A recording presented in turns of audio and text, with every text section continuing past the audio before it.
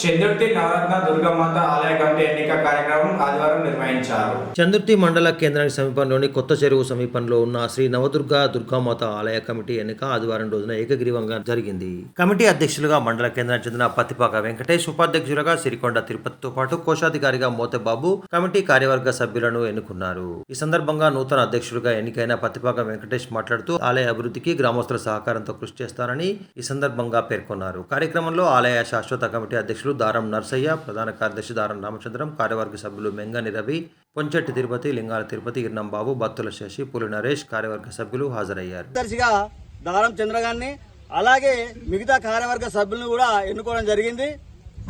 ఈ దేవాలయ కమిటీకి ఏదైతే సౌకర్యాలు ఉన్నాయో మీరు అందరూ కలిసికట్టుగా ఉండి ఆ గుడి డెవలప్మెంట్కు అందరూ కృషి చేయాలని, అలాగే ప్రభుత్వ పరంగా కూడా ఏదైనా గుడికి ఏదైనా ఇచ్చేది ఉంటే కూడా ఆ పరంగా కూడా మీరు తీసుకొచ్చి ఈ గుడి డెవలప్మెంట్ చేయవలసిందిగా కోరుతున్నాము. ఈ నూతన కమిటీకి మా యొక్క కమిటీ సభ్యుల తరఫున శుభాకాంక్షలు తెలియజేయడం జరుగుతుంది. చందుర్తి మండల కేంద్రంలో దుర్గామాత ఆలయంలో ఈరోజు నూతన కార్యవర్గం ఎన్నుకున్నారు. ఈరోజు అధ్యక్షునిగా నన్ను, ఉపాధ్యక్షునిగా సిరికొండ తిరుపతిని, అలాగే క్యాషియర్గా మోతెబాబు గారిని, అలాగే ప్రధాన కార్యదర్శిగా దారం రామచంద్రం గారిని ఎన్నుకోవడం జరిగింది.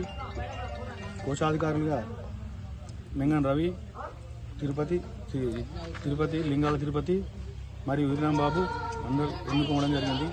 ఇట్టికి కార్యవర్గ సభ్యానికి మమ్మల్ని ఏకగ్రీవంగా ఎన్నుకోవడం సందర్భంగా ప్రతి సభ్యునికి పేరు పేరున కృతజ్ఞతలు తెలుపుతున్నాం.